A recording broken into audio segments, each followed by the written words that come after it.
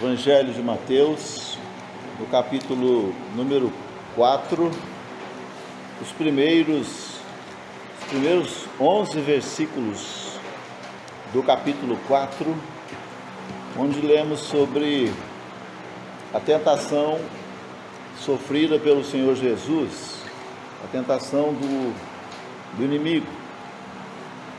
Mateus capítulo 4, a partir do versículo 1.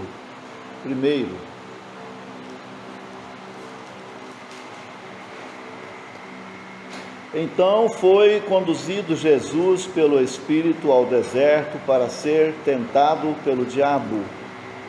E tendo jejuado 40 dias e 40 noites, teve fome, e chegando-se a ele o tentador, disse: Se tu és o Filho de Deus, manda que essas pedras se tornem em pães.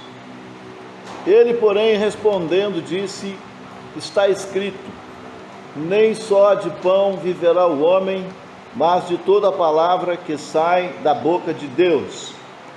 Então o diabo o transportou à cidade santa e colocou-o sobre o pináculo do templo e disse-lhe: Se tu és o Filho de Deus, lança-te daqui abaixo, porque está escrito que aos seus anjos dará ordens a teu respeito, e tomar-te-ão nas mãos, para que nunca tropeces com o teu pé em alguma pedra. Disse-lhe Jesus: Também está escrito, não tentarás o Senhor teu Deus.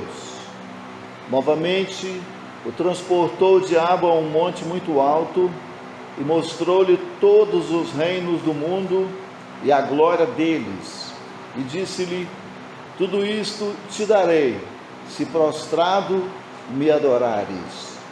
Então disse-lhe Jesus: Vai-te, Satanás, porque está escrito, ao Senhor teu Deus adorarás, e só a ele servirás.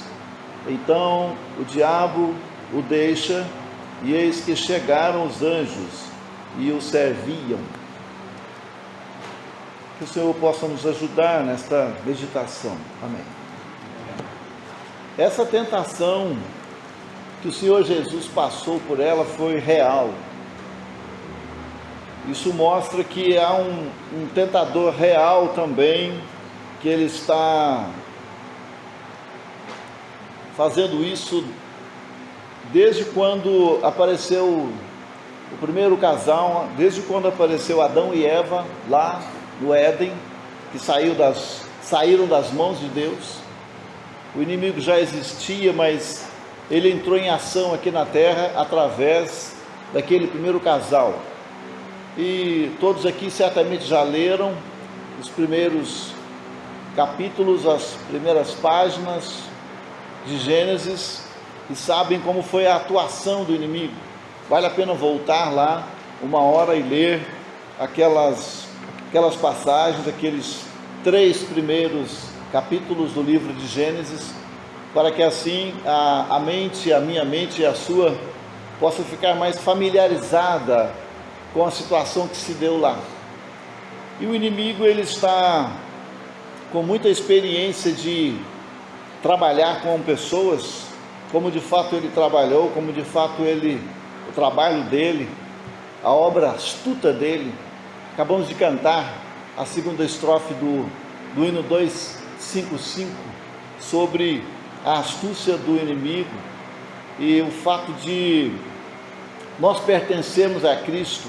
É certo que ele vai trabalhar para tirar, se possível, a nossa comunhão com Deus. O inimigo, ele não tira a salvação de ninguém. Uma vez salvos, somos salvos eternamente. Mas ele pode, através da sua obra astuta, impedir o progresso espiritual, impedir a comunhão, ou impedir que o crente, que o salvo, viva de uma vida mais plena para Deus, viva de uma forma mais adorativa ao nosso Deus e Pai. e ele tem uma inveja muito grande do ser humano. Tanto é que nós lemos no capítulo 5 do Evangelho de Marcos a respeito de um homem que ele era possuído por muitos espíritos. E quando o Senhor Jesus Cristo atravessou o mar com seus discípulos e chegou do outro lado, lá em Gadara, onde morava aquele homem, aqueles espíritos se revoltaram no corpo daquele homem e eles vieram ao encontro do Senhor Jesus, e certamente é o poder do Senhor Jesus que fez com que assim acontecesse, porque Ele é soberano. E quando o Senhor Jesus perguntou o nome daquele homem, veio uma resposta: legião, porque somos muitos. E segundo aqueles que entendem, aqueles que têm estudado essas passagens, uma legião era composta de 6.000 soldados romanos. E quando nós lemos no final, mais para o final daquele texto, versículos 18, 19, ou um pouquinho antes, o Senhor permitiu que aqueles espíritos saíssem daquele homem e entrassem numa manada de porcos. O evangelista Marcos fala que eram quase 2.000 porcos. Os espíritos entraram nos seus corpos e eles caíram num despenhadeiro no mar. É provável que aqueles porcos boiaram depois, alguns talvez não, mas aqueles porcos mortos que boiaram naquela praia deveria ter trazido a lembrança daquelas pessoas de uma obra de Deus lá atrás, quando o Senhor tirou o povo de Israel do Egito. Faraó com seu exército veio atrás para tentar buscar de volta aquele povo que tinha saído, e o povo de Israel teve uma felicidade muito grande de obedecer a Deus ao passar o sangue na parte alta das portas, e ali o anjo da morte não entrou, e ninguém daqueles que tinham o sangue passado ali naquelas portas, ninguém morreu daquela casa, o filho mais velho, nem os animais. E quando eles atravessaram o Mar Vermelho, o exército vinha atrás, mas o exército de Faraó não conseguiu pegar de volta aqueles que saíram dentro da marca do sangue. Agora há pouco eu disse: aquele que é salvo, o inimigo não o tira das mãos de Deus. Uma pessoa convertida, uma pessoa que creu no Senhor Jesus como Senhor e Salvador, ele tem a marca, digamos, do sangue na sua alma, no seu espírito. E por mais que o inimigo persegue uma pessoa, ele não tira essa pessoa das mãos de Deus, não tira essa pessoa das mãos do Senhor Jesus Cristo. E provavelmente a praia do Mar Vermelho ficou depois marcada por corpos de soldados, talvez de animais, os cavalos, que vinham correndo atrás para pegar de volta o povo de Israel, os filhos de Israel. Então, quando nós voltamos para o capítulo 5 de Marcos, nós lemos sobre um homem que tinha o seu corpo, a sua alma, o seu espírito possuídos pelos espíritos. Mas voltando aqui para o nosso texto, aqui no capítulo 4 de Mateus, nós vemos que o Senhor Jesus Cristo passou por uma tentação real, e ele foi tentado, digamos, no seu corpo, ele foi tentado na sua alma, ele foi tentado no seu espírito. O inimigo primeiro ofereceu a oportunidade do Senhor Jesus transformar pedras em pães. O corpo dele estava com fome, ele estava necessitado de alimentos, e o inimigo, sabendo que ele estava necessitado de alimentos, mas não sendo onisciente, não sabia que ele não pecaria. Mas o Senhor Jesus, que é Deus, ele disse para Satanás, para o diabo: nem só de pão viverá o homem, mas de toda a palavra que sai da boca de Deus. Então o inimigo queria laçar o Senhor Jesus nesse contexto do corpo, das necessidades do seu corpo naquele momento. O evangelista Marcos fala que o Senhor Jesus estava no meio das feras, lá no deserto, para ser tentado. Outra coisa que nós olhamos aqui, que o Senhor Jesus Cristo foi tentado após 40 dias e 40 noites de jejum. Realmente ele estava com muita fome. Outra coisa que vemos aqui é que o Senhor Jesus Cristo foi tentado na sua filiação a Deus.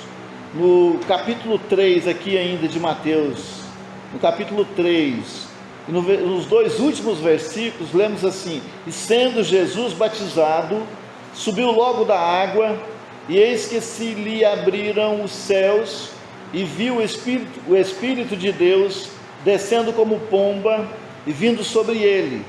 E eis que uma voz dos céus dizia: este é o meu Filho amado, em quem me comprazo. E logo no início da tentação, aqui no versículo número 3 do capítulo 4, e chegando-se a ele o tentador, disse: se tu és o Filho de Deus, manda que estas pedras se tornem em pães. Vemos aqui uma afronta muito grande que o inimigo, o diabo, mostrou para com o Senhor Jesus: se tu és o Filho de Deus. Há pouco tempo atrás, há poucos dias atrás, ele ouviu aquela voz que vinha dos céus: eis o meu Filho amado, ou este é meu Filho amado, em quem eu tenho todo o meu prazer. Então a gente percebe a afronta do inimigo, mesmo sabendo que o Senhor Jesus Cristo é o Filho de Deus. Ele veio tentá-lo. Mesmo sendo nós filhos de Deus, nós não estamos isentos da tentação. Nós não estamos isentos do tentador. Ele vai aproximar-se, como sempre ele fez. Ele vai aproximar-se diante de uma situação de necessidade, talvez de uma situação de escassez.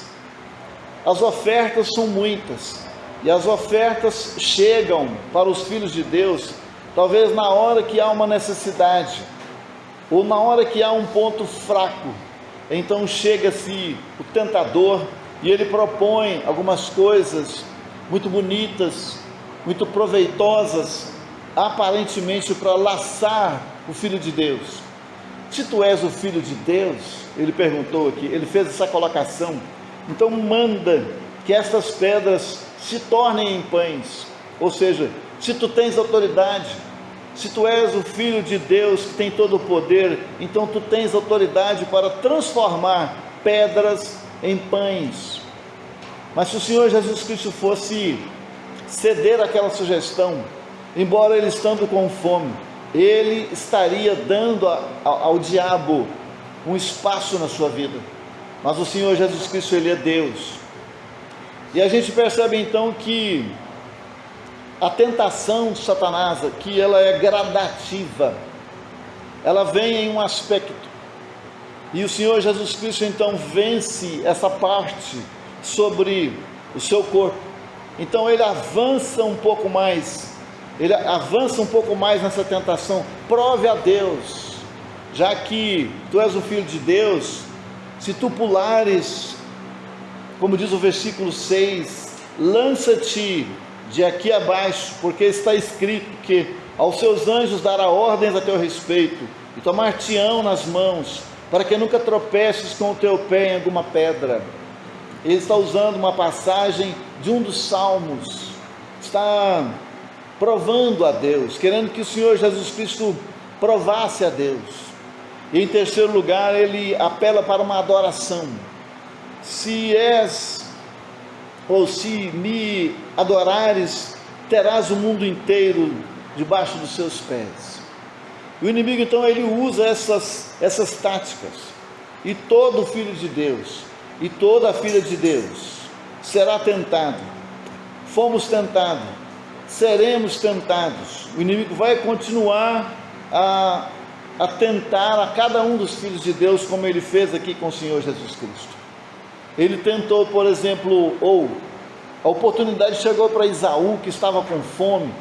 Esaú, ele era o filho mais velho de Isaac. Esaú tinha um direito, e de repente ele está com fome. Então, o Jacó aproveita-se que Esaú está com fome e oferece a ele uma troca do direito de primogenitura. Se ele o desse, ele daria para ele então um prato de comida para encher o seu estômago. Então é uma situação vulnerável que Esaú estava, e de repente ele então troca o direito que ele tinha por um prato de comida. Outra pessoa que estava numa situação vulnerável era Elimeleque. Elimeleque saiu com a sua família para ir para Moabe, no momento de escassez de pão em Belém. O Elimeleque poderia ter ficado na casa de pão, poderia ter ficado naquela terra, porque somente ele e a sua família, só ele, a sua esposa, os seus 2 filhos, será que eram só eles que estariam passando por alguma privação? Será que os demais habitantes da casa de pão de Belém não estariam também passando por algumas privações?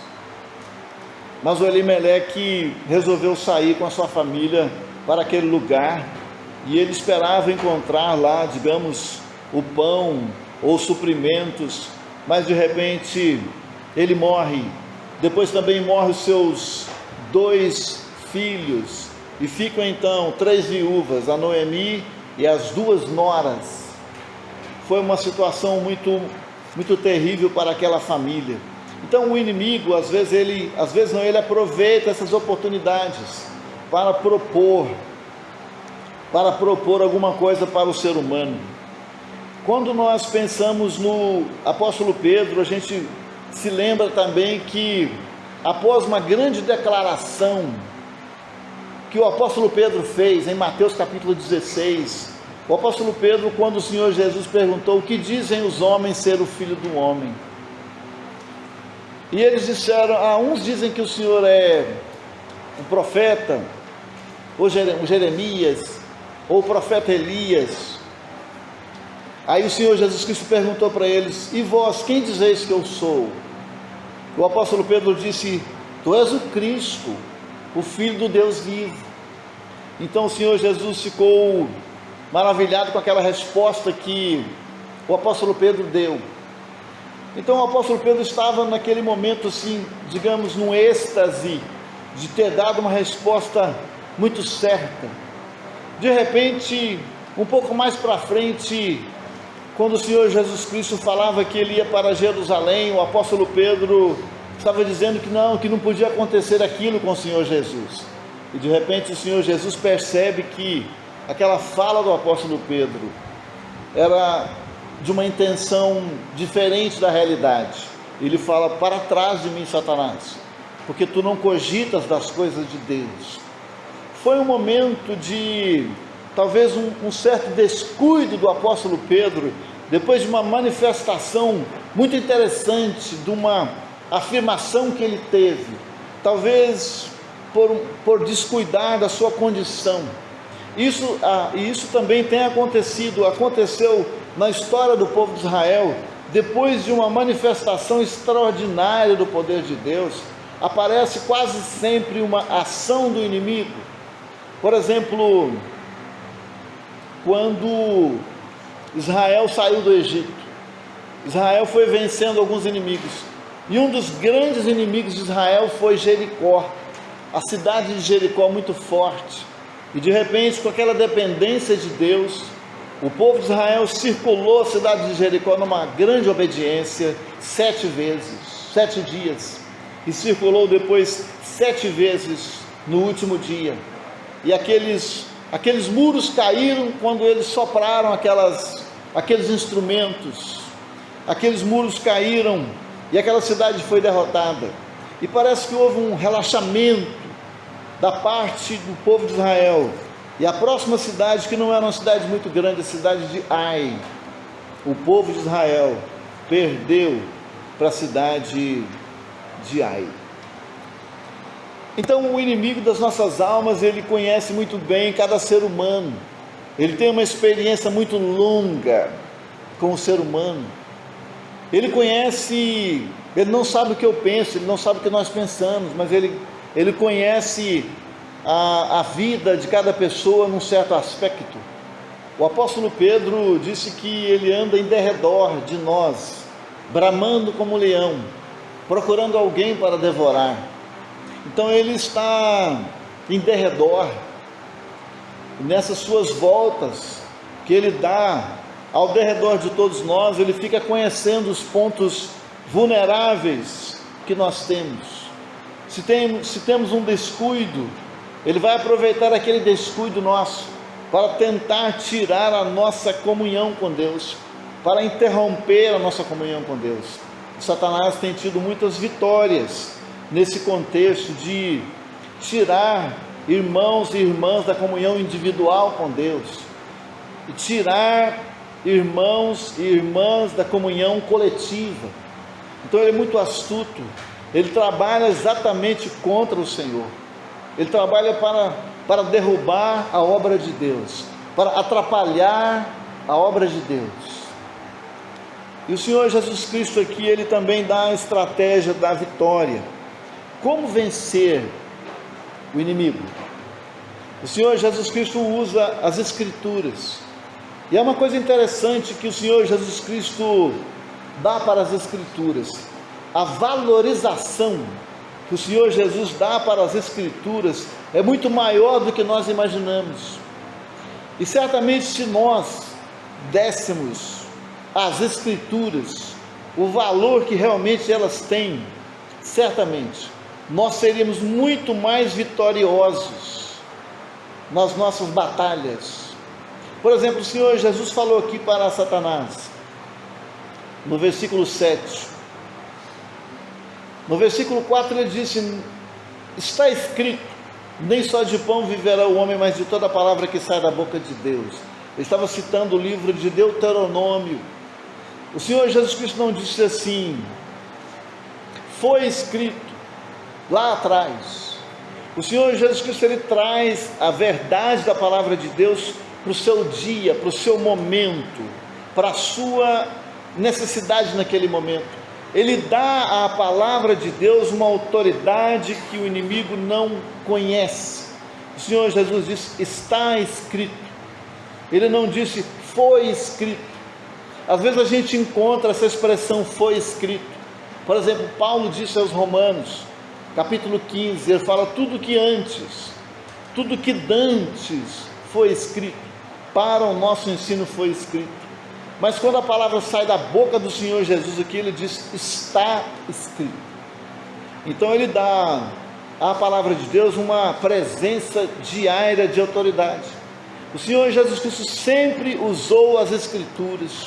Por exemplo, quando ele estava pregando, e o Evangelho de Mateus capítulo 12 registra, outro dia o irmão Mateus deu alguns estudos sobre o livro de Jonas, e o Senhor Jesus Cristo cita o livro de Jonas, a sua pregação em Mateus, no capítulo 12, ele disse, os ninivitas se levantarão no juízo com esta geração, e a condenarão, porque se arrependeram com a pregação de Jonas.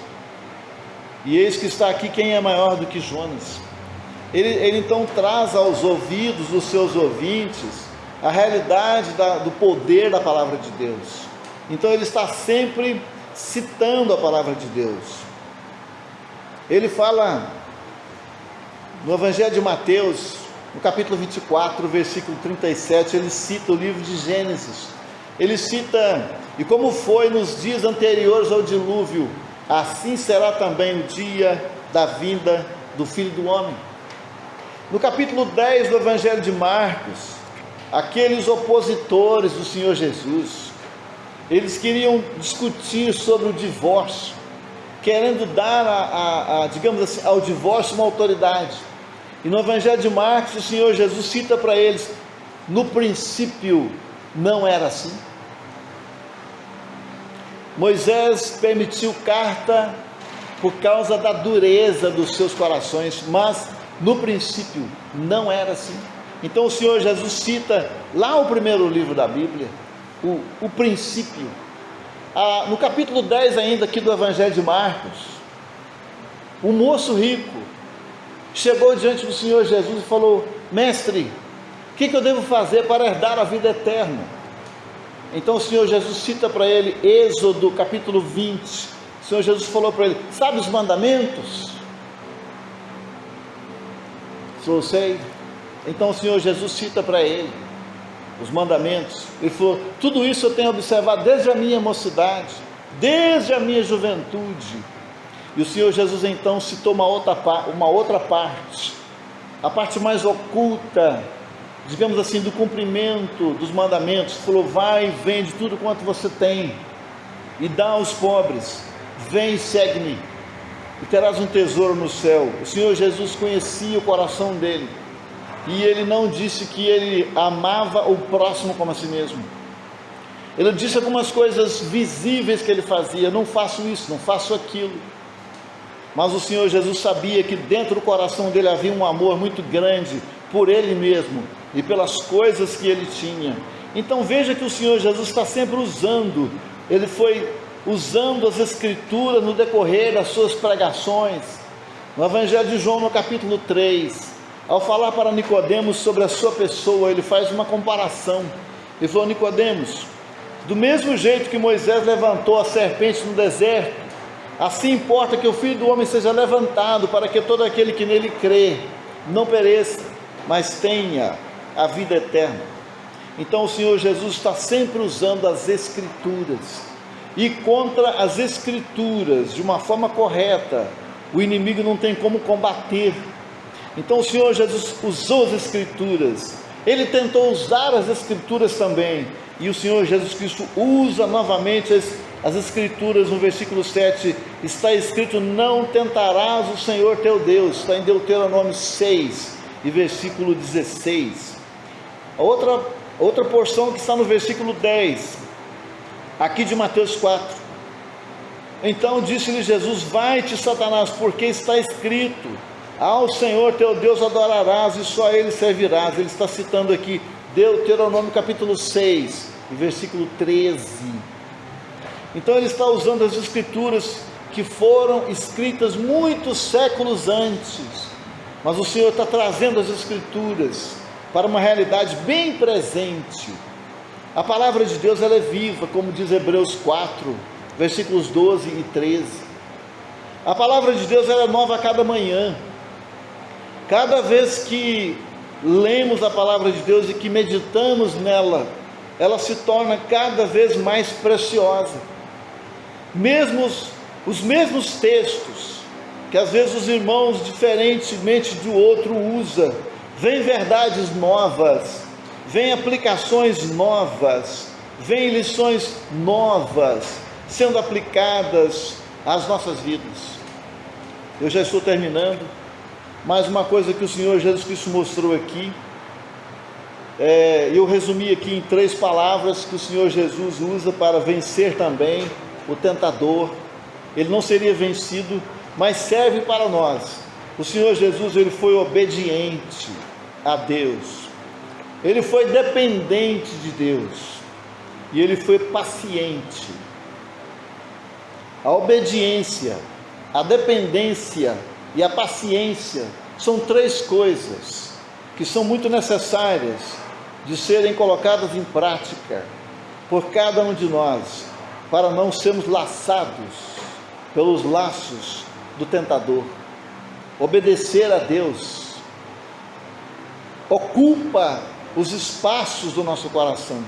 Se tem alguma coisa que faz com que venhamos a tropeçar, é a desobediência, ou a falta de obediência. A falta de obediência a Deus, a falta de obediência diária à palavra de Deus pode nos tornar vulneráveis. Outra coisa, a dependência. A falta de dependência de Deus pode tornar-nos vulneráveis às tentações. A dependência de Deus é algo que é um escudo para todos nós, em todos os sentidos. Outra coisa, a paciência. O Senhor Jesus Cristo, Ele sabia que Ele vai reinar, e Ele responde de acordo com aquilo que Deus é. Deus é paciente. Deus, no início, foi fazendo as coisas devagar. Ele fez, no primeiro dia, a existência da luz. Haja luz e houve luz. E Deus, Ele é muito paciente, e Ele foi cada dia fazendo algumas coisas. Ele podia fazer tudo em 6 minutos, ou Ele podia fazer tudo em 6 segundos, mas Ele gastou 6 dias para mostrar a paciência, que Ele é paciente. E a impaciência pode nos prejudicar muito. A impaciência na nossa fala, a impaciência nas nossas decisões, a impaciência no nosso andar diário pode nos prejudicar grandemente. O Senhor Jesus mostrou, mesmo Ele sendo aquele que estava tratando dos negócios de seu Pai, como lemos em Lucas 2, Ele foi submisso a José e Maria. Nos anos posteriores, os 12 anos para cima, Ele foi submisso a José e Maria. Então o Senhor Jesus Cristo, Ele não pulou as fases, Ele foi deixando a sua vida na dependência de Deus, e Ele mostrou a importância da obediência. Às vezes pode ocorrer desobediência por parte dos jovens a Deus, por falta de obediência aos pais. Quantas vezes jovens, rapazes e moças recebem conselhos dos seus pais, mas eles não obedecem a esses conselhos, e eles entram em desobediência contra os seus pais, e consequentemente, se os seus pais são cristãos e querem o melhor para os seus filhos, eles estão também entrando em desobediência a Deus. E a desobediência, ela tem uma consequência.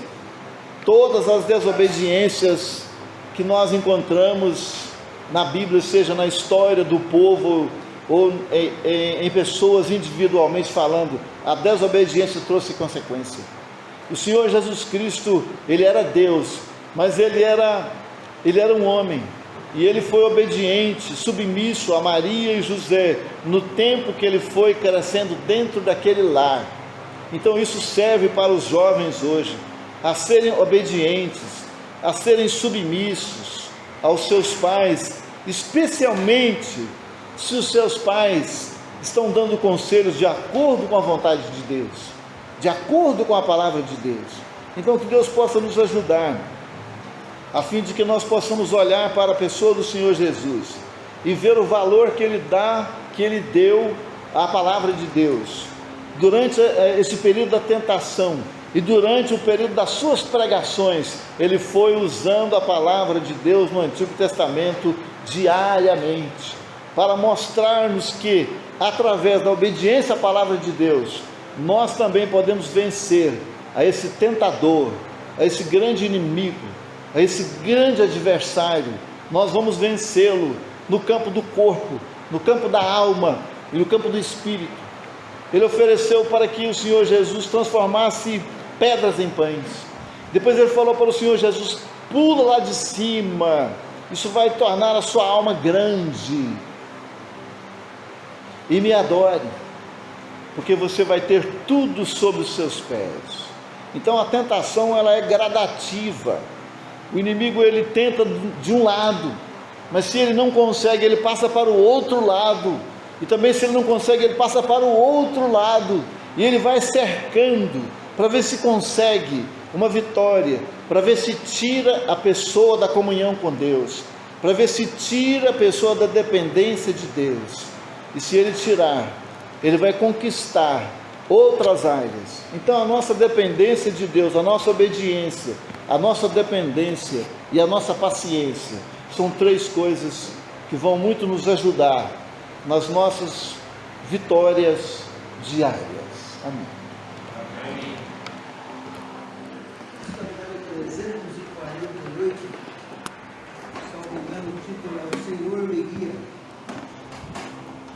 348.